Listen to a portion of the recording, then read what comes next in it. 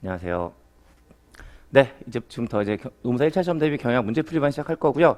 일단 기본 이론 때 뵀던 분들도 좀 있으시고 처음 뵙는 분들도 있으시네요. 어쨌든 반갑습니다. 어쨌든 이제 오늘부터 그 노무사 1차 시험 대비로 경영학 문제풀이반 진행할 거고, 일단 첫 시간이니까 바로 진도 나가기 전에 간단하게 오리엔테이션 성격으로 몇 가지 좀 말씀을 드릴 거고, 지금 한 장짜리 자료 있죠? 예, 그 내용 가지고 이런저런 이야기 잠깐 좀 드리겠습니다. 그럼 이제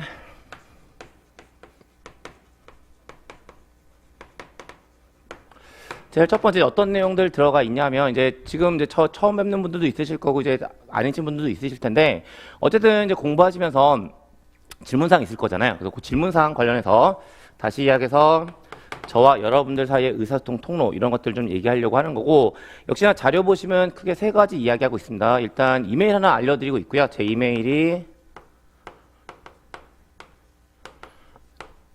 forward@ 연세.ac.kr이고요. 이쪽 이메일 주시면 제가 뭐 특별한 사항 없으면 무조건 24시간 이내로 회신 갈 거예요. 그러니까 뭐 궁금한 점 있으시면, 이제 공부하시다가 질문 사항 있으시면 저한테 이메일 주시면 되는 거고요. 이 이메일 이용하셔도 되고요. 그다음에 그 제가 개인적으로 운영하는 카페 하나가 있어서 그 카페 통해서도 뭐 질의응답 같은 거 할 수 있을 것 같기도 하고, 그다음에 거기 카페에다가는 자료들도 좀 제가 업로드하고 있는 상태니까 필요한 자료들 다운로드 받으셔도 되거든요. 그래서 제 카페가 그 네이버 카페에 들어가시면, 예, 항상 노무사 쪽에서 네이버 카페 말씀드릴 때마다 제가 제일 죄송한 것 중에 한 가지가 뭐냐면, 이제 노무사 쪽은 대부분 다음 카페 많이 쓰시더라고요. 예, 근데 제가 이 카페가 노무사 전용으로 만들어 놓은 카페가 아니고요. 그러니까 제가 이제 경영학 강의하면서 그 노무사뿐만 아니라 좀 다양한 것들 하다 보니까 좀 통합해서 운영하는 카페다 보니까 일단 네이버에 좀 운영하고 있으니까 그 부분은 좀 이해해 주셨으면 좋겠고요. 어쨌든 그 네이버 카페 들어가시면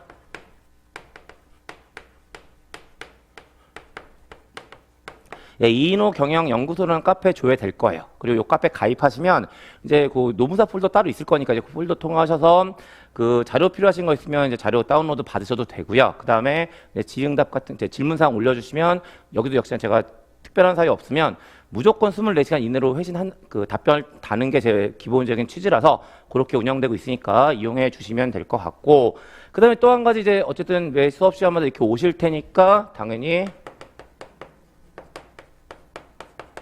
수업 시간 통해서도 질문할 수 있겠죠. 물론 요새 얘기하는 수업 시간이 수업 중을 얘기하는 건 아니고요. 예, 쉬는 시간이나 수업 전 또는 수업 끝나고 나서를 말씀드린 겁니다. 그래서 그런 시간 통해서 질의응답 하시면 되니까 이제 그렇게 이용하시면 되는 것 같고, 그 다음에 두 번째, 이제 역시나 뭐에 대한 얘기 들어가 있냐면 교재와 관련된 이야기 들어가 있어요. 그리고 이미 다 가지고 계신 것 같긴 한데,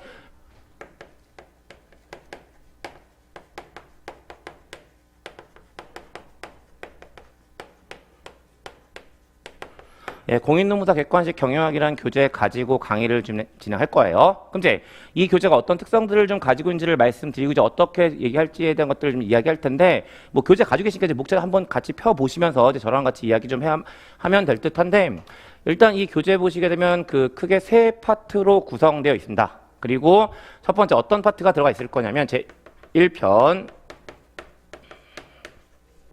핵심 정리편이 있을 거예요. 그 다음에 두 번째 편으로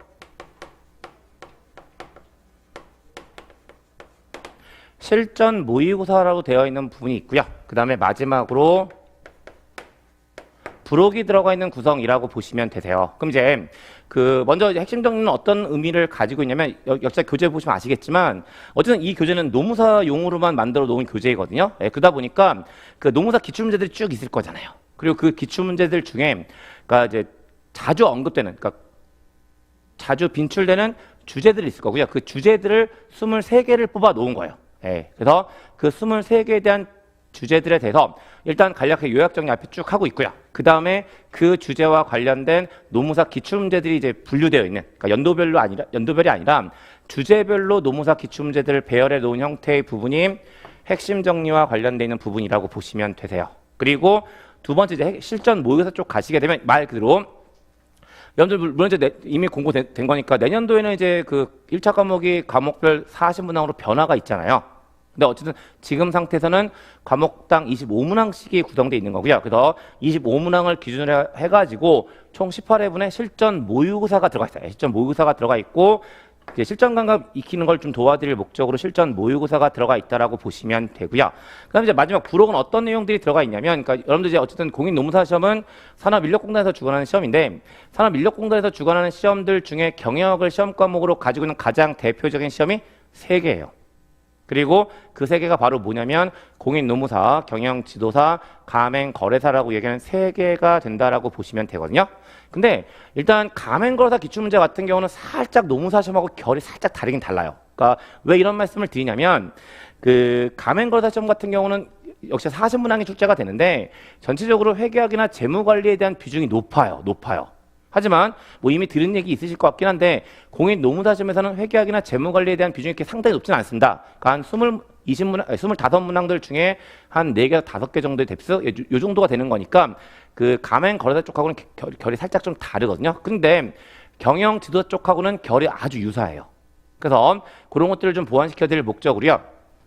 부록에 가시면 최근 3년치 경영지도사 기출문제가 같이 수록되어 있다라고 보시면 되는 거고, 그런 형태들을 가지고 교재가 구성되어 있습니다.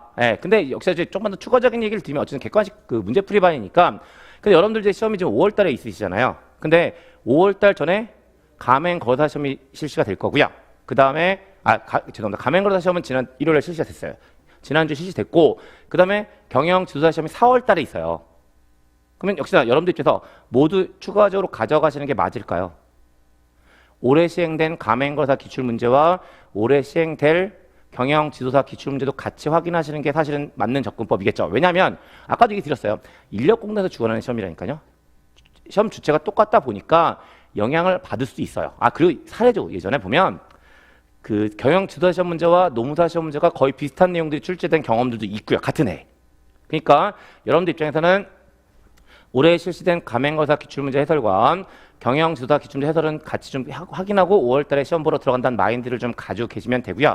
그래서 일단 지금 가맹거래사 기출문제 같은 경우는 시험이 끝나긴 끝났는데 아직 홈페이지 업로드가 안 됐어요. 업로드가 안 돼서 어차피 나중에 업로드 되면 제가 그거 받고, 그다음에 경영지도사 시험 끝나면 그거 받아서 해설 자료 여기다 올려놓을 거거든요. 그러니까 뭐 따로 찾아다니지 마시고요. 나중에 이제 한 번씩 카페 들어가셨다가 기출문제 해설 올라와 있으면 다운로드 받으셔가지고 확인하시면 될 것 같아요. 그래서 그렇게 구성되어 있는 게 이 교재가 된다라고 보시면 되는데, 그럼 이제 요 내용들을 어떻게 지금 이제 강의를 진행하게 될 거냐라는 건데, 우리에게 주어진 시간이 많지가 않아요.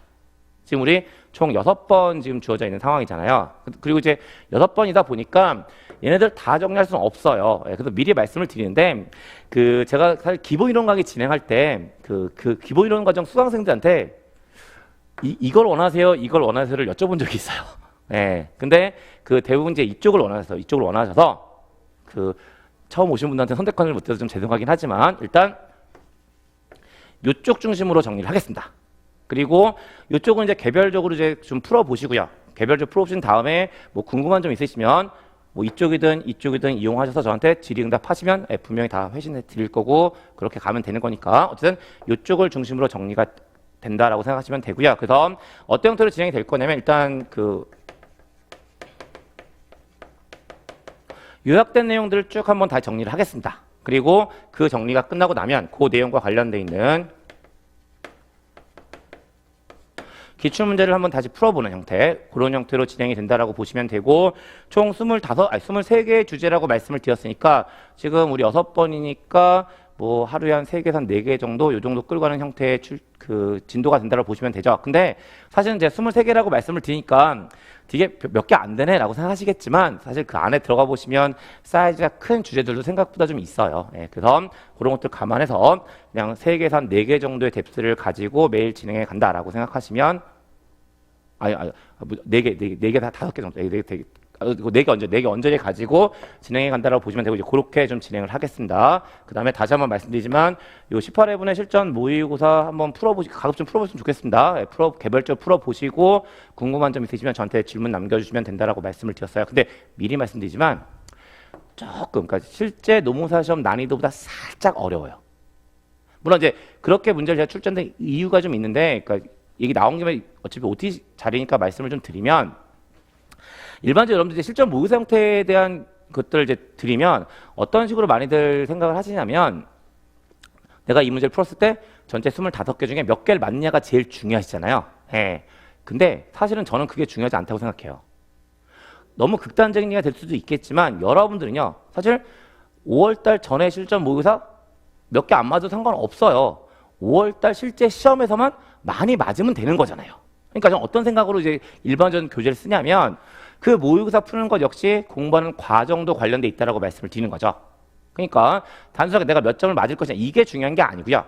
그걸 결과 그 문제를 풀어봄으로써 내가 어디가 부족하거나 그리고 또 문제를 풀면서 공부도 해볼 수 있는 그런 취지로 문제들을 좀 만들다 보니까 실제 시험보다는 조금 어렵습니다. 그러니까 이제 그런 것들 때문에 이 얘기 제가 왜 드리냐면 그러다 보니까 생각보다 이제 많이 틀리시죠. 예, 틀리시니까 이제 상처를 받으시고 이런 일도 있으시니까 그럴 필요 없다라는 말씀 드리고 있는 거예요. 다시 한번 말씀드리지만 우리의 목표는 5월 달에 실제 시험에서 많이 맞는 게 중요한 거지 그 전 시험은 아무런 의미가 없는 거예요. 예, 그래서 그런 취지 가지고 만들어져 있는 문제들이니까 가급적이면 한번 좀 풀어보셨으면 하는 내용들이 되는 거고 역시 풀어보고 나시면 좀 전에 얘기 드린 것처럼 이제 부족한 부분들을 찾아서 그 부분들을 메꿔가는 형태, 그런 형태로 학습하시는 형태가 이 교재 활용법이라고 보시면 될 것 같아요. 그래서 그 정도 말씀드리면서 이제 교재와 관련된 이야기 잠깐 드리는 거고요. 그럼 그 다음에 이제 세 번째 강의 방법에 대한 얘기 드리면 되는데 이미 이것 때문에 얘기를 다 해버렸습니다. 그냥 자료 가지고 확인만 좀 해드리면 일단 시간표 들어가 있고 이제 오늘부터 아까 얘기 드린 것처럼 강의 진도 보시면 이제 파트 1 핵심 정리를 중심으로 강의를 진행할 거란 사실 말씀드렸고요. 그다음에 일정 보시면 오늘부터 3월 22일까지 해서 월수 저녁 시간으로 해서 총 6회가 진행된다라고 보시면 되고 미리 말씀드리지만 상황에 따라서 저 강의 날리면 하고 싶지 않아서 혹시 모르니까 한 번 정도의 보강이 있을지도 모른다는 사실은 미리 말씀을 좀 드리겠습니다. 그리고 제 시간은 저녁 7시부터 저녁 10시까지 진행된다라고 보시면 되고 그 밑에 보시면 이제 강의 진도 들어가 있고 이래도 6회까지 날짜가 좀 잘못 들었어요. 3월 23일, 3월 6일, 3월 8일, 3월 13일, 3월 15일, 3월 21일, 3월 22일 이렇게 6번 일단 잡혀져 있고요. 여기서 보시는 것처럼 한 4번 정도 언저리로 주제별로 4개 정도 지금 들어가 있는 상황이라고 보시면 되고 역시나 사람이 하는 일이다 보니까 좀 틀어질 수 있음을 미리 말씀을 좀 드려요. 그 다음에 이제 마지막으로 출제 경향에 대한 이야기 들어가 있고 사실 이 자료는 제가 그 기본 이론 때도 똑같이 얹어놓은 자료긴 한데 보시는 것처럼 이제 2018년도부터 2022년도까지 경영 언론 경영 전략, 그다음에 조직 행동론, 인적 자원 관리, 생산 운영 관리, 마케팅, 재무 관리, 회계학 경영 정보 시스템에서 어느 정도의 비중을 가지고 있는지에 대한 것들이 쭉 들어가 있고요. 이제 그 정도 비중으로 출제가 되고 있으니까 참조하시면서 공부를 좀 해가시면 되는 거죠. 그래서 그렇게 말씀드리면 이 OT 자료와 관련된 이야기는 다 되었다라고 보여지는 거고 이제 그저 한 가지만. 그다음에 이 교재 제가 쓸 때 기본의 취지는 어떤 취지였냐면요. 일단 지금 3월이고요. 그럼 이제 시험 때까지 지금 3, 4, 5월 3개월 조금 모자라는 요 정도 시간 남아 있는 3개월 좀 남는 시간 남아 있는 거잖아요. 그럼 그러니까 어떤 취지냐면 지금부터 시험 보실 때까지 이 한 권으로 모든 걸 해결할 수 있게끔. 그러니까 뭐 기본도 다 찾아보지 않고 그냥 요 교재 가지고 내용들 정리하시고 그다음에 각 문제에 대한 해설 통해서 추가적인 내용들을 보완할 수 있는 그런 취지로 만든 책이 요 책이에요. 그래서 이제 지금부터는 이제 이미 뭐 이 기본이 끝나신 분들도 있으실 거고 아니면 사실 이제 그 농사 시험 성격상 이제 기본 이론 안 하시고 요 문제풀이만 수강하시는 분들도 종종 있으시죠. 가장 대표적인 케이스가 어떤 케이스냐면 지금 이제 2차 동차하시는 분들이요. 그러니까 작년 9월부터 2차 쭉 해오셔서 동차하시는 분들은 일반적으로 경영학 이제 아무래도 그 농사 시험 1차 경영학 자체가 난이도가 높지 않거든요. 그러다 보니까 문제풀이 위주로만 하시는 분들도 있으신데 그렇게 문제 있는 전략은 아니세요. 어차피 1차 시험 자체가 절대평가이기도 하고 합격이 제일 중요한 문제니까 어쨌든 그런 상황에서 그냥 요 교재만 가지고도 가능할 수 있게끔 만들어 놓은 게 요 교재의 특성이라는 사실도 같이 말씀을 좀 드리겠습니다. 그럼 이제 간단히 요 정도 가지고 오리엔테이션 마무리 지을 거고요. 그럼 이제 교재 2페이지 가시면 첫 번째 핵심 주제에 대해서 이야기하고 있고요. 뭐에 대해서 이야기하고 있냐면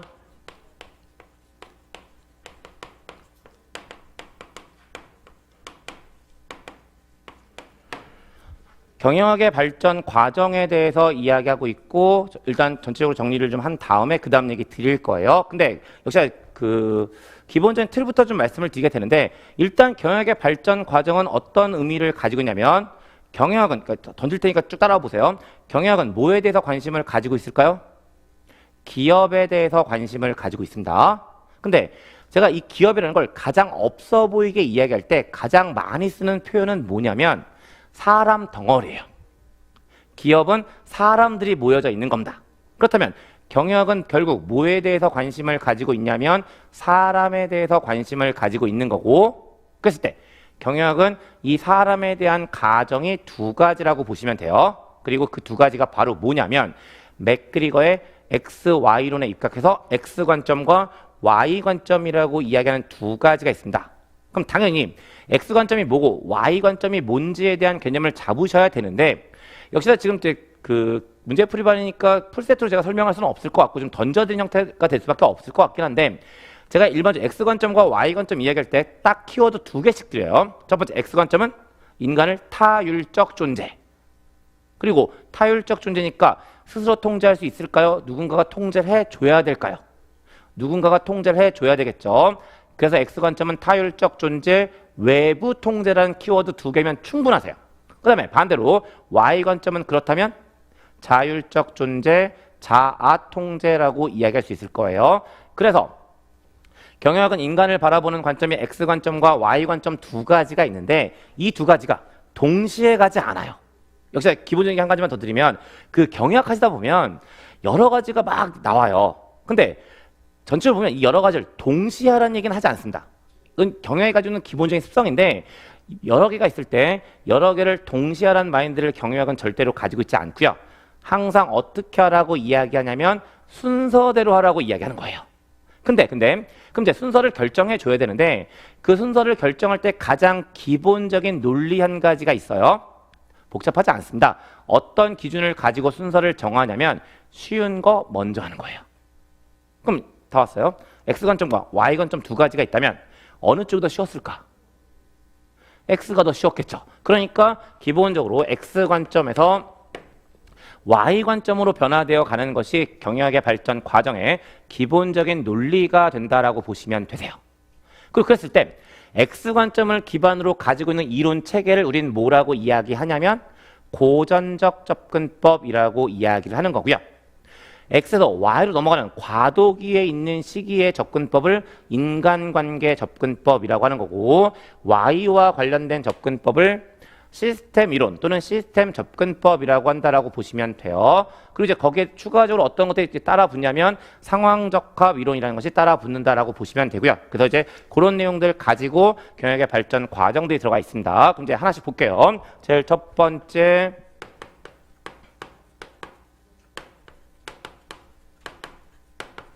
고전적 접근법이고요. 물론 그 안에 들어가는 개별 연구들 정리하시는 거 물론 의미를 가져요. 근데 역시나 이제 여러분들 그 경영학을 공부하실 때 특히 문제를 풀 때요.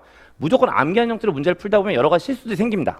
그러니까 뭔가 이해를 한 상태에서 출제자가 사용한 문장들을 좀 비교하면서 내용들을 끌고 가는 건 생각보다 중요한 의미를 가지고 있거든요. 그래서 이거죠. 논리들을 좀 잡아가시는 건 너무나 중요하고 이제 그런 이유 때문에 한 가지만 말씀을 좀 드릴 텐데 경영학에 사용된 이 고전적이요. 이 고전적이라는 표현은 어떨 때 쓰냐면 옛날 것이라는 의미를 가지고 있을 때 쓰는 거 절대로 아니에요. 절대로 아닙니다. 경영학에서 그러니까 여기뿐만 아니고요. 시험 문제를 보셨는데 고전적 또는 전통적 블라블라블라 하는 형태가 등장하면 어떤 의미를 내포하고 있다고 보시면 되냐면 X 관점이라는 의미를 내포하고 있다고 보시면 돼요. 그래서 뭐 고전적 어쩌고 저쩌고 하는 형태의 출제가 되면 아 X 관점과 관련된 어쩌고 저쩌고 하라는 이야기구나 라고 보시면 되는 거지 옛날 거 어떻게 하라는 얘기구나 라는 순간 정답 못 찾으시는 거예요. 근데 이 X 관점이라는 것은 어떠한 것까지 가져가게 되냐면 인간을 타율적 존재 좀 없어 보이게 말씀드리면 기계로 보는 거거든요. 그러면 그 기계라는 것은 다 똑같을까요? 다 다를까요? 다 똑같을 거예요. 그래서 X 관점이라는 관점에서는 동질적이란 의미가 내포되어 있다라고 보시면 돼요. 그리고 다 똑같으니까 서로 주고받을 게 있을까요? 없을까요? 서로 주고받을 게 없을 테니까 X 관점은 독립적을 강조할까요? 상호 유기적을 강조할까요? 서로 주고받을 게 없으니까 상호 유기적일 이유도 없는 거예요. 그러니까 독립적이라는 것을 강조한다는 의미를 가지고 있는 거고요. 이게 바로 고전적 접근법에서의 고전적이라는 단어가 가지고 있는 의미가 되는 거예요. 그러다 보니까 이 고전적 접근법에 들어가는 개별 연구들은요. 싹 다 동일한 목표를 가지고 있습니다. 인간은 기계고요. 그럼 당연히 여러분들 마찬가지인데 여러분들 기계를 가지고 계시죠. 사람이란 기계가 없을 거고 그냥 우리가 일반적으로 이야기하는 기계요. 그게 스마트폰이 됐던 아니면 노트북이 됐던 아니면 일반 PC가 됐던 어떤 기계들을 가지고 계실 거잖아요. 그러면 여러분들은 그 기계를 가지기 위해서 뭐 하셨을까요? 비용을 지불하셨겠죠. 그러면 당연히 여러분들은 그 기계를 구입한 거에 대해서 본전 생각이 나면 안 될 거예요. 어떻게 하시면 본전 생각이 나지 않을까요? 열심히 쓰면 본전 생각이 나지 않을 겁니다. 맞아요? 똑같아요. 사용자는 X로 표현되는 노동자에게 임금을 줬어요.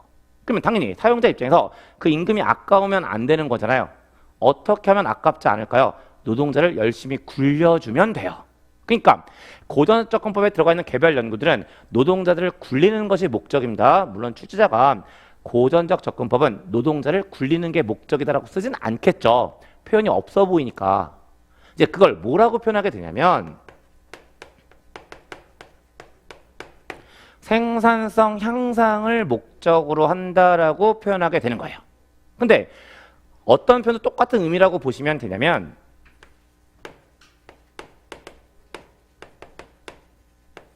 노동력 착취요. 노동력 착취도 생산성 향상과 똑같은 의미를 가지고 있다라고 보시면 되세요.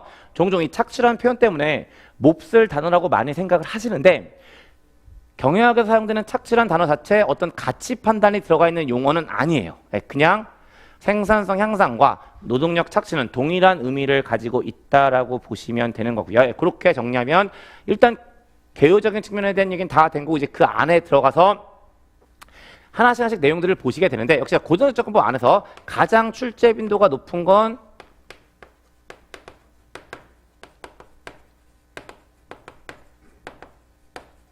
과학적 관리법이 된다라고 보시면 되세요. 근데 역시나 과학적 관리법에 대한 이런저런 얘기가 출제가 되었을 때 이 논리를 가지고 접근하시면 정답 찾아내는데 크게 어렵지 않으시거든요. 근데 이제 문제가 뭐냐면 용어들을 얹을 거니까 그 용어들을 좀 정리해 놓으시는 게 맞는데 제가 일반적으로 테일러의 과학적 관리법을 설명할 때 저는 항상 어떻게 설명을 드리냐면 용어 5개에다가 원칙 하나 요것만 기억해 놓으셔도 문제 푸시는데 크게 지장은 없으실 거예요. 그럼 당연히 용어 5개가 뭔지가 정리가 돼야 되는데 제일 첫 번째 동작 연구와 시간 연구라는 표현을 이야기할 거고요. 이 동작 연구와 시간 연구를 합쳐서 뭐라고 이야기할 거냐면 과업 관리라고도 표현하게 될 거예요. 그럼 이제 일단 동작 연구와 시간 연구가 뭔지에 대한 개념을 간략하게 가지고 계실 필요성이 있을 것 같은데 먼저 동작 연구. 작업자는 과업을 수행할 건데 그 과업을 하기 위해서는 다수의 동작들을 가지고 있겠죠. 그래서 하나의 과업을 다수의 동작으로 구분하는 것을 동작 연구라고 한다라고 보시면 되고 그렇게 동작 연구를 하게 되면 동작들로 구분이 될 텐데 그 동작을 할 때마다 시간이 소요되겠죠. 그리고 그 시간을 체크하는 것을 시간 연구라고 한다라고 보시면 돼요. 그래서 동작 연구와 시간 연구라는 표현 일단 정리해 놓으실 필요성 있는 거고요. 그 다음에 두 번째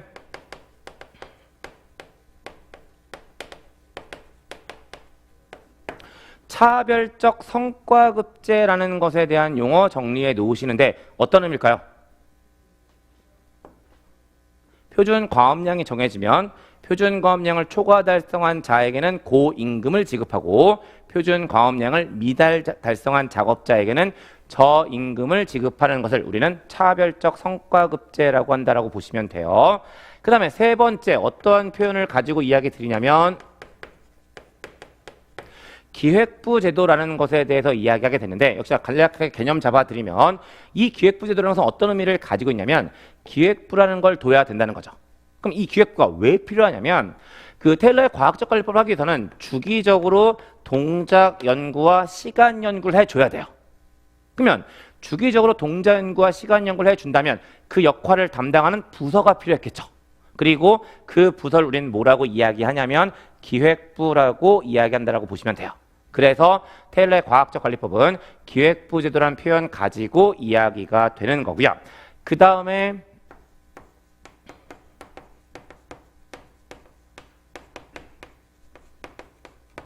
직능별 직접 직장제도라고 이야기하는 거고요. 요거 문장, 표현 잘 까서 보시면 개념 다 들어가 있어요. 보세요.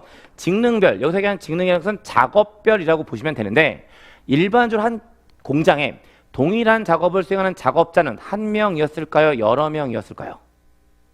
여러 명이었겠죠. 그러니까 여러 명의 작업자들이 모여져 있어요. 근데 얘네들은 싹 다 X니까 스스로 통제할 수 있을까요? 외부 통제해 줘야 될까요? 외부 통제해 줘야 될 거고요. 그렇다면 그 작업자들을 외부에서 통제해주는 통제자 또는 관리자 하나가 필요했겠죠. 그리고 그 관리자를 뭐라고 표현하고 있냐면 직장이라고 표현하고 있는 거죠. 그래서 결국 직능별 직장제도라고 하는 것은 동일한 작업을 수행하는 작업자들마다 직장, 관리자 하나씩을 두어야 한다라고 보시면 되는 거고 그게 바로 직능별 직장제도라고 보시면 되고요. 그 다음에 마지막으로 한 가지가 뭐냐면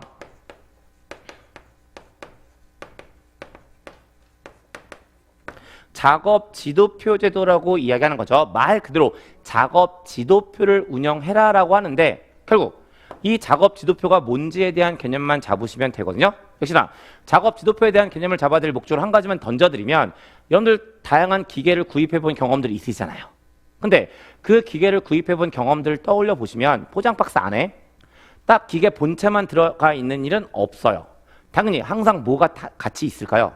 제품 사용 설명서가 같이 따라 붙어 있죠. 왜 있을까? 그 기계가 스스로 알아서 작동할 수 있다면 제품 사용 설명서 필요 없어요. 근데 스스로 알아서 작동할 수 없으니까 제품 사용 설명서가 필요한 거죠. 똑같은 얘기입니다. 인간은 기계고요. 그 기계들은 스스로 자기가 어떤 일을 해야 될지 몰라. 그러니까 각 작업자들마다 어떤 일을 해야 될지를 기록해 놓은 문서가 필요할 거고 그게 바로 작업 지도표가 된다라고 보시면 되고요.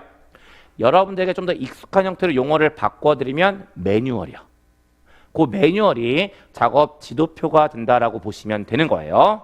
그리고 이렇게 말씀드리면 테일러의 과학적 관리법에서의 5가지 다시 한번 떠올리세요. 제일 첫 번째 동자 연구와 시간 연구, 차별적 성과 급제, 기획부제도, 직능별 직장제도, 작업 지도표 제도라고 얘기하는 5가지 말씀드렸고 요 표현 그냥 요대로 그냥 보게 등장할 거예요. 다른 거 하나 뭔가 집어넣어서 다음 중 테일러의 과학적 관리법에 대한 설명으로 옳지 않은 것은 이렇게 물어볼 거니까 이 5가지 기억하시는 거고요. 그 다음에 나머지 한 가지가 뭐라고 아까 이미 말씀을 드렸냐면 이 테일러의 과학적 관리법과 관련되어 있는 원칙 하나가 있다고 말씀드렸습니다. 저 아직 설명 안 했고요. 원칙이니까 무조건 지켜야 되는 겁니다. 그리고 그게 바로 뭐냐면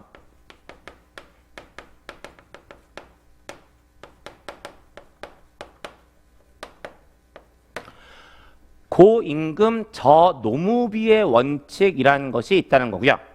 일단 액면상 이 얘기 들을 때마다 항상 하는 얘기긴 한데 고임금 저노무비의 원칙이라고 던져드리면 액면상으로 말이 안 되는 것처럼 보이긴 보여요. 왜냐하면 지금 용어상으로 임금과 노무비라는 표현을 달리 쓰고 있긴 하지만 실체적으로 다른 실체는 아니잖아요. 근데 한쪽은 높아지고 한쪽은 낮아진다라고 하고 있으니까 액면상으로는 문제가 좀 있어 보이지만 당연히 숨은 뜻이 있기 때문에 아무런 문제가 없는 거거든요. 근데 지금 그 구체적인 걸 지금 설명할 수는 없을 것 같고 그냥 결론만 이야기하겠습니다. 테일러의 과학적 관리법 역시 생산성을 향상시키는 게 목적이에요.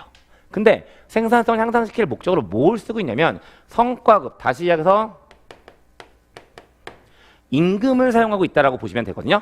그랬을 때 고임금 저노무비의 원칙은 어떠한 의미를 가지고 있냐면 임금의 증가폭과 생산성의 증가폭을 비교했을 때 어느 쪽이 더 커야 할까요? 생산성의 증가폭이 더 크다는 거예요. 그 무슨 얘기냐면 절대적으로 임금은 증가하지만 생산성에서 차지하는 임금의 비중, 다시 이야기해서 노무비의 비중은 낮아지는 것을 의미하거든요. 그래서 고임금 저노무비의 원칙의 개념은 임금의 증가폭과 생산성의 증가폭 중에 생산성의 증가폭이 더 커야 한다는 의미를 가지고 있다고 정리하시면 되고 그렇게 말씀드리면 테일러의 과학적 관리법에 대한 것들 가장 핵심적으로 필요한 내용들은 다 말씀을 드렸고 거기에 추가적으로 교재에 보시면 일단 1번 주요 내용에 대한 것들은 다 말씀드렸고요. 2번 보시면 특징 및 한계에 대한 얘기하면서 고임금 저노무비에 대한 얘기는 이미 다 말씀드렸죠. 그다음에 그 뒤에 보시면 경제인을 가정하고 인간 노동을 기계시하고 있다는 것도 특징을 가지고 있다는 거고 이미 X관점 가지고 계속 말씀을 드렸으니까 받아들이시는데 크게 어려움은 없으실 겁니다. 그 다음에 다시 그 가로 안으로 가시면 노사간 공존 공영이라는 표현 쓰고 있죠. 그게 어떤 의미를 가져가시면 되는데 지금 임금이 높아졌으면 노동자에게 좋았을까요? 나빴을까요? 좋았겠죠. 저 노무비가 상대적으로 저렴해졌다는 것은 사용자에게 좋았을까요? 나빴을까요? 좋았겠죠. 결국 노동자에게도 좋고 사용자에게도 좋다라고 하는 건데 이걸 가지고 테일러가 뭐라고 포장을 하냐면 노사 공존 공용을 이루었다라고 포장을 하기 때문에 그 표현이 들어가 있는 거예요. 그리고 이제 그렇게 정리하시면 테일러의 과학적 관리법에 대한 이야기 다 정리해서 말씀드렸고요. 두 번째, 길베스 부부의 과학적 관리법 들어가 있는데 요거 그냥 한번 읽어보고 넘어가도 됩니다. 이거 사실 출제 가능성이 높지 않기 때문에 길베스 부부의 과학적 관리법은 따로 이야기하지 않을 거고요. 그 다음에 두 번째,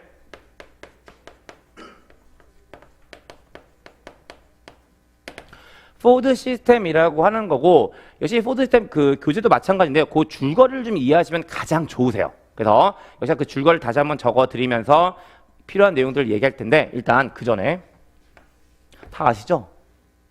누구? 다 끊어주셨잖아요. 포드란 자동차 회사를 설립한 그 포드예요.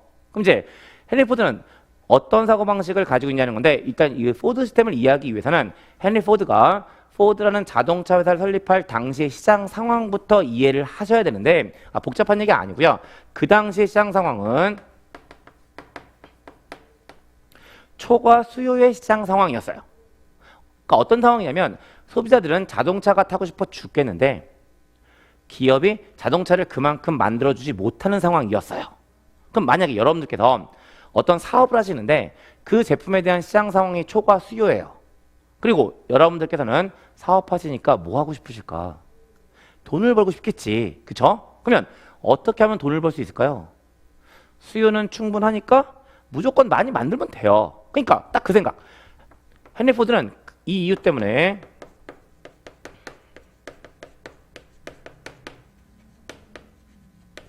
대량 생산을 목적으로 했다라고 보시면 돼요. 그럼 이제 목적은 분명해졌으니까 이 대량 생산을 달성하기 위해서 뭔가 만들었을 겁니다. 그리고 뭐가 만들어지냐면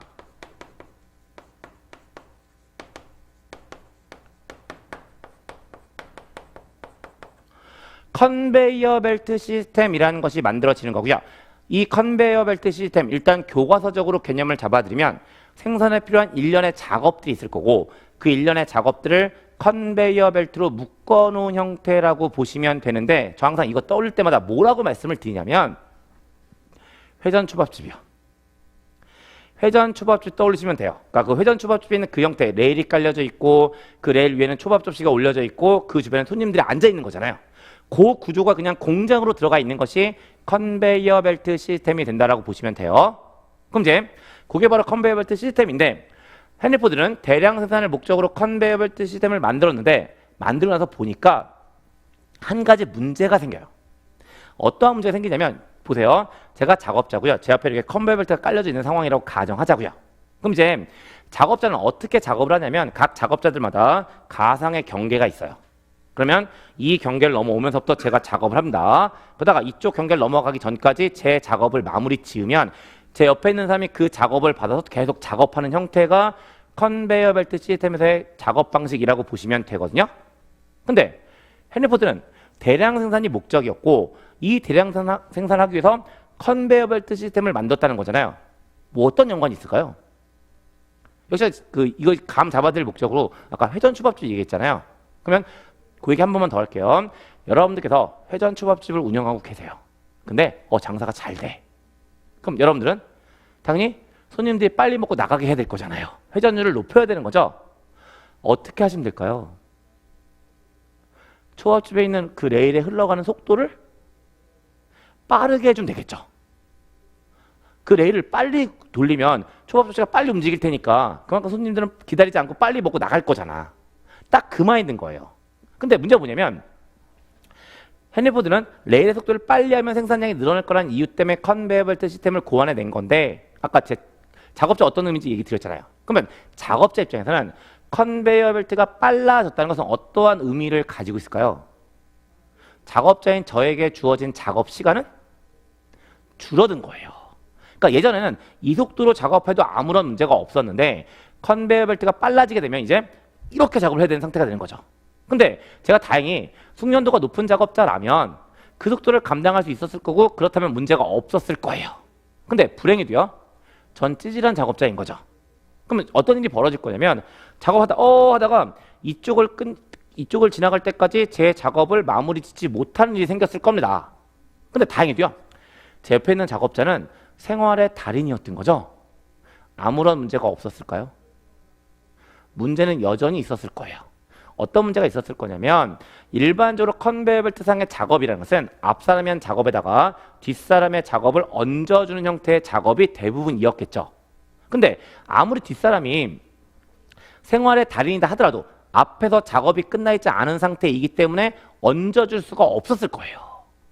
그리고 그 상태에서 컨베이어 벨트는 계속 흘러 가면 저쪽 끝에 가서 생산량이 늘어나긴 했겠지만 불량품에 대한 생산량이 늘어났겠죠. 설명이 좀 길어졌는데 결국 무슨 얘기 들려고 하냐면 이 컨베이어 벨트 시스템은 치명적인 결함 한 가지를 가지고 있어요. 그리고 이 결함이 출제거리가 되는데 뭐라고 표현할 거냐면 컨베이어 벨트 시스템은 한 공정에 문제가 생기면 후속 공정에 미치는 영향이 클까요? 작을까요? 크다라는 문제점을 가지고 있는 겁니다. 충분히 설명드렸어요. 그럼 당연히 헨리 포드 입장에서는 그 문제점을 해결하고 싶었겠지만 해결할 수 없어요. 왜 해결할 수 없냐면 원천적으로 가지고 있는 문제점이니까. 대신에 어떤 선택을 할 수밖에 없었을 거냐면 해결이 아니라 완화시키는 선택을 할 수밖에 없었을 거고요. 그걸 완화시키기 위해서 그 유명한 세 가지의 개념을 주장하는 거죠. 그리고 그 세 가지가 바로 뭐냐면 소위 이야기하는 3S. 뭐죠? 단순화, 표준화, 전문화라고 이야기하는 세 가지가 된다라고 보시면 되고요. 이 세 가지를 가지고 아까 말씀드렸던 컨베이어 벨트 시스템이 가지고 있는 문제점을 완화시켜요. 완화시킵니다. 그럼 이제 문제점이 완화됐으니까 비로소 생산량은 증가하죠. 근데 여기까지 오면 원래 대량 생산이 목적이었고 생산량이 증가했으니까 1차적인 목표는 달성을 한 거예요. 근데 여기서 끝나지 않고요. 그 뒷얘기가 발생하죠. 그리고 그게 바로 뭐냐면 이 생산량 증가라는 것은 규모의 경제라는 것을 만들어줘요. 그러면 이 규모의 경제가 뭔지에 대한 개념을 잡아 가셔야 될 텐데요. 그러니까 단초를 좀 만들어두면 일반적 경영학 하시다가 경제라는 용어 종종 보시거든요. 근데 그때마다 어떻게 해석하시면 의미 대부분 다 통할 거냐면 원가 절감으로 해석하시면 의미 대부분 통할 거예요. 그 다음에 규모라는 거고요. 여기서 이야기하는 규모는 생산량을 의미한다라고 보시면 되거든요. 근데 교과적으로 던져드릴게요. 규모의 경제라는 것은 생산량이 증가할 때 단위당 고정 원가가 감소해서 단위당 생산 원가가 감소하는 겁니다. 한 번 더요. 규모의 경제라는 것은 생산량의 증감에 따라서 단위당 고정 원가가 감소해서 단위당 생산 원가가 감소하는 거고요. 여기서 어떤 형태의 말장난 칠 거냐면 단위당 고정 원가를 단위당 변동 원가로 바꿔서 말장난 칠 거예요. 그러니까 규모의 경제가 발생하는 이유는 단위당 고정 원가가 감소하기 때문인 거지 단위당 변동 원가는 감소할 수 없습니다. 그래서 규모의 경제라는 개념 일단 정리하는 거고요. 그 다음에 이거랑 별건으로 여기서 규모의 경제만큼 또 종종 물어보는 용어가 있어서 그거 일단 정리하고 다시 올게요. 물론 얘는 포드 시스템과 관련된 얘기는 아닙니다. 그럼 이제 어떤 표현도 여러분들 개념적으로 갖고 계시면 좋으냐면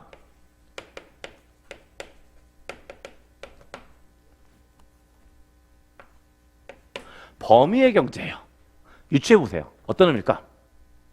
역시나 경제는 원가 절감의 의미를 가지고 있을 거고요. 그 원가 절감이 이루어진 이유가 범위 때문이라는 거거든요. 그리고 여기서 얘기하는 범위 어떤 의미라고 보시면 되냐면 교집합의 의미라고 보시면 돼요. 겹치는 거. 그러니까 뭔가 두 개 이상의 제품이 있을 때 뭔가 겹치는 부분이 있어서 이 겹치는 걸 같이 함으로 인해서 원가 절감 효과가 발생하면 이걸 우리는 범위의 경제라고 하는 거죠. 근데 이걸 왜 제가 설명드리냐면 어떤 형태 출제 가능하냐면 앞에 설명 쭉 해주고 이게 뭐야 하면서 보기에다가 범위의 경제와 규모의 경제를 동시에 놓은 상태에서 둘 중에 하나를 고르게 하는 경우가 있을 거라는 거예요. 그럼 이제 구분할 수 있어야 되니까 규모의 경제는 한 종류의 제품을 많이 생산해서 원가를 절감하는 게 규모의 경제인 거예요. 이에 반해서 범위의 경제라는 것은 두 개 이상의 종류의 제품들을 같이 생산해서 원가 절감하는 것을 의미한다고 보시면 됩니다. 그래서 한 제품만 얘기하고 있으면 이쪽에 대한 얘기고요. 두 개 이상의 제품을 같이 한다라고 이야기하면 이쪽과 관련된 이야기라고 보시면 되는 거예요. 그래서 간단하게 범위의 경제 다시 한번 잡아 드린 거고, 그럼 다 돌아옵니다. 그럼 다시 규모의 경제 뭐라고요? 생산량이 증감에 따라서 단위당 생산 원가가 감소하는 거라고요. 그렇다면 규모의 경제를 통해서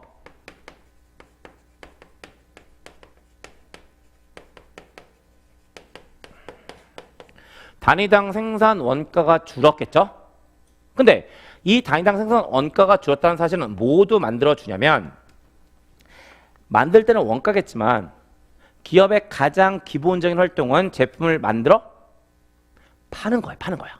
그럼 이제 만들 때는 원가지만 팔 때는 뭐로 바뀌죠? 가격으로 바뀌겠죠. 그리고 단위당 생산 원가가 감소했다는 사실은 단위당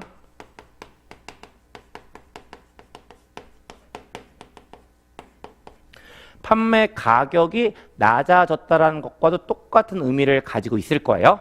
그리고 요게 바로 포드 시스템의 전체적인 줄거리가 되는 거고 그 안에서 출제되는 내용들 문장으로 쭉 잡아드렸던 거예요. 근데 여기다 이제 뭐가 정리가 돼야 되냐면 이 전체 줄거리에서 그 헨리 포드가 가장 대표적으로 관심을 가졌던 것이 두 가지. 그리고 그 두 가지가 바로 뭐냐면 생산량 증가와 단위당 판매 가격 인하라고 이야기하는 두 가지거든요. 그리고 이제 이 두 가지를 두 표현으로 포장하고 있고 이 포장용 표현이 정리가 돼야 되는 겁니다. 그럼 이제 하나씩 보면 먼저 생산량이 증가했다는 사실은 소비자에게 긍정적이었을까요? 부정적이었을까요? 긍정적이었을 거예요. 그 다음에 단위당 판매 가격이 인하됐다는 것은 역시나 소비자에게 긍정적이었을까요? 부정적이었을까요? 긍정적이었겠죠. 결국 포스템은 소비자에게 이중의 혜택을 주고 있습니다. 그리고 이걸 뭐라고 포장하기 시작을 하냐면 헨리 포드 왈 기업의 목적은 이윤을 추구하는 것이 아니라 소비자 또는 고객에게 봉사하는 것이 목적이 되어야 된다는 봉사주의 또는 봉사 목적론이라는 것을 주장하기 시작해요. 한 번 더 헨리 포드의 주장에 따르면 기업의 목적은 이윤을 추구하는 것이 아니라 소비자 또는 고객에게 봉사하는 것이 목적이 되어야 된다라고 이야기하는 거고 그 의미는 이 두 가지의 의미를 내포하고 있다라고 말씀을 드렸습니다. 그 다음에 이 두 가지 또 뭐라고도 표현하게 되냐는 건데 역시나 가격이 낮아졌으니까 저 가격이에요. 근데 그럼 이제 하나만 더 생산량이 증가했다는 사실은 노동자에게 긍정적이었을까요? 부정적이었을까요? 라고 여쭤보면 대부분 뭐라고 생각하시냐면 부정적이라고 생각을 하세요. 네, 다 똑같이 생각하고 계실 거거든요. 그럼 한 가지만 더 여쭤볼게요. 왜 부정적이에요? 당연히 생산량이 증가했으니까 일을 많이 했을 거고 일을 많이 하니까 힘들었겠죠. 문제 없죠. 근데 이 생각은요. 헨리 포드 사고방식에서는 말도 안 되는 이야기예요. 왜 헨리 포드 사고방식에서는 말도 안 되는 이야기냐면 헨리 포드의 관점에 따르면 인간은 X잖아요. 기계예요. 그리고 여러분들은 다양한 형태의 기계를 가지고 있겠지만 그 기계 많이 쓴다고 그 기계가 힘들다고 여러분들에게 투정을 부리는 일은 없어요. 그러니까 기계는 아무리 굴려도 힘듦을 모르는 존재인 거예요. 그러니까 당연히 생산량 증가가 노동자에게 나쁠 이유가 없습니다. 생산량 증가는 노동자에게 좋아요. 왜 좋을까요? 생산량이 늘었으니까 그만큼 돈도 많이 벌었겠지. 그래서 이걸 뭐라고 표현하냐면 저가격 고임금이라고 표현하게 될 거예요. 근데 여러분들 시험장에 들어가시면 저가격 고임금이라는 표현보다는 고임금 저가격이라는 표현을 더 많이 보실 거예요. 이유가 있어요. 객관 시험지를 만들 거고요. 역시나 어떤 형태의 출제가 가장 유력한 출제라고 보시면 되냐면 다음 중 테일러의 과학적 관리법에 대한 설명으로 옳지 않은 것을 이야기한 상태에서 이 중에 4개 쓸 거고요. 그 다음에 나머지 한 가지 보기로 고임금 저가격을 쓸 거예요. 그러면 아까 테일러는 고임금 저 노무비였지 고임금 저 가격이 아니었잖아요.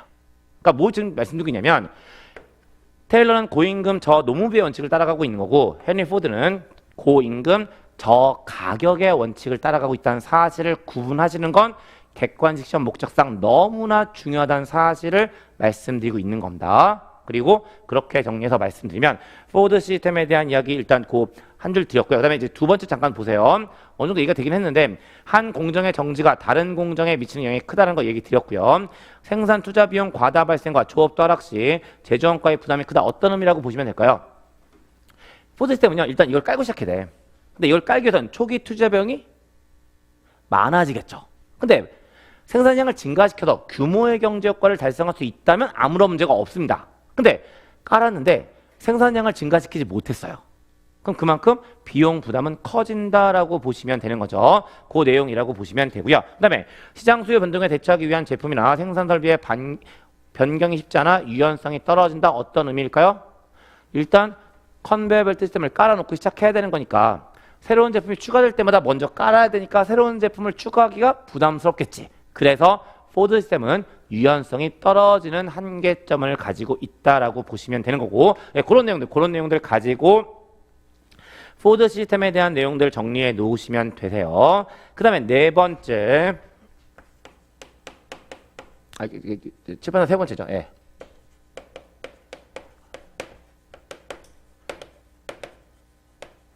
페이올의 관리 과정론에 대해서 이야기하고 있고요. 이거 더 이상 칠판에서 쓰지 않을 거고 그냥 교재가 따라오세요. 그 페이올의 관리 과정론 관련해서 출제가 되면 딱 세 가지, 딱 그 세 가지예요. 첫 번째, 페이올은 기업의 경영 활동을 모두 6가지로 이야기하고 있습니다. 그 6가지 뭐죠? 기술 활동, 상업 활동, 재무 활동, 보호 활동, 회계 활동, 관리 활동이라고 얘기하는 6가지예요. 근데 당연히 그 6가지가 뭔지에 대한 개념 간략하게 가지고 계실 필요성은 있는데 역시나 기술활동 그냥 현대적 관점을 얘기 드리면 생산 운영 관리를 의미한다고 이해하고 넘기시면 돼요. 상업활동은 마케팅, 재무활동은 재무관리, 보호활동은 인적 자원관리, 회계활동은 회계학을 의미한다라고 보시면 되니까 그건 크게 어렵지 않으세요. 근데 이 페이올의 관리 과정에서 가장 중요한 활동은 뭐냐면 관리활동이고요. 이 관리활동을 제일 처음 이야기한 사람이 페이올이기 때문에 의미를 가지게 되는데 그럼 그 전에 이 관리활동이 뭔지에 대한 개념부터 정리해 드릴게요. 다른 거 아니고요.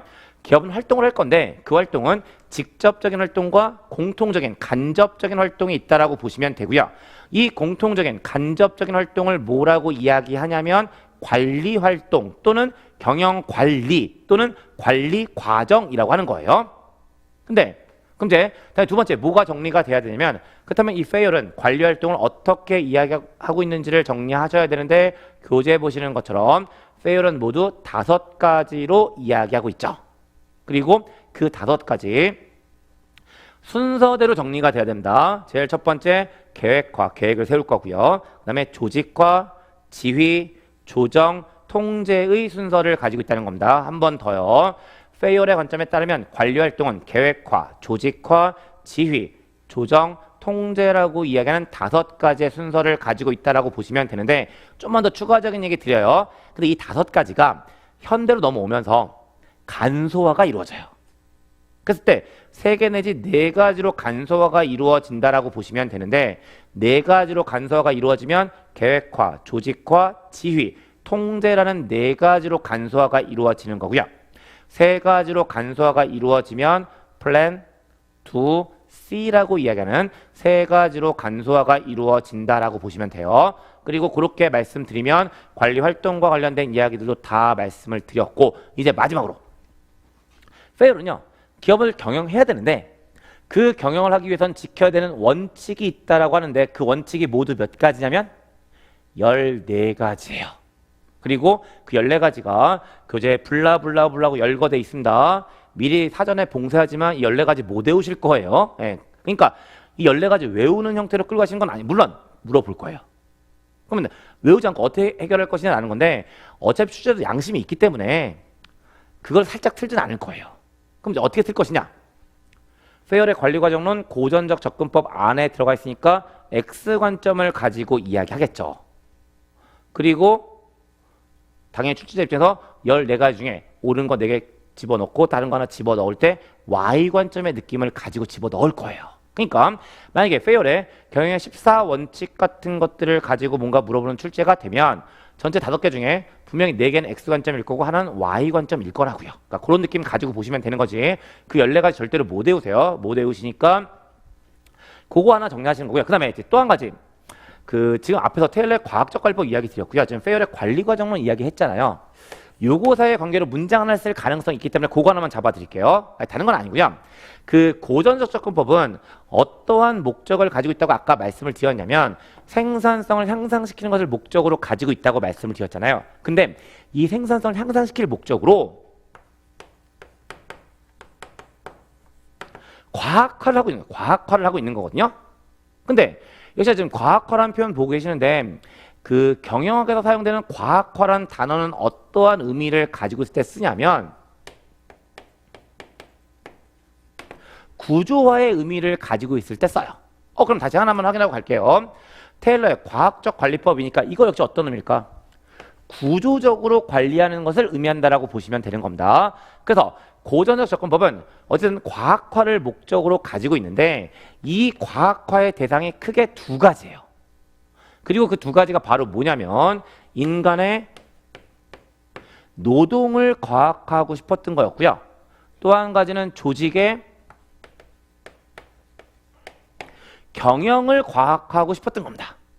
그리고 어떤 얘기 때문에 얘기 시작했냐면 테일러의 과학적 관리법과 페이얼의 관리 과정론의 차이 때문에 얘기를 끄집어낸 거잖아요.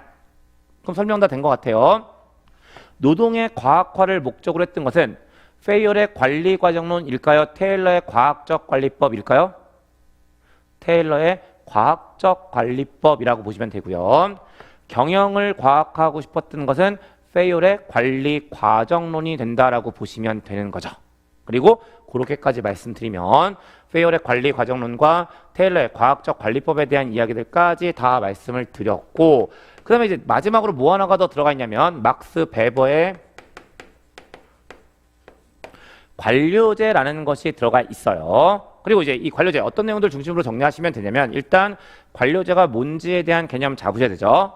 그럼 이제 역시 개념을 좀 잡아두기 위한 목적으로 말씀드리면 관료제라는 것은 X 관점을 가정한 상태에서